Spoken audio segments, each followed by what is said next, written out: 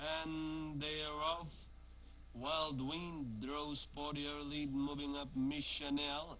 Then on the outside is Batcom. By the rail is Small Town Lady, Valentine Rose, Jubal Success, and Sweet and Gorgeous.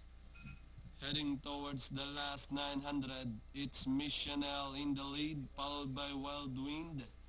Batcom is running in third, Small Town Lady in fourth, Valentine Rose, Double Success, and Sweet and Gorgeous. Heading towards the last 600, it's Miss Chanel in the lead, followed by Wild Wind in second.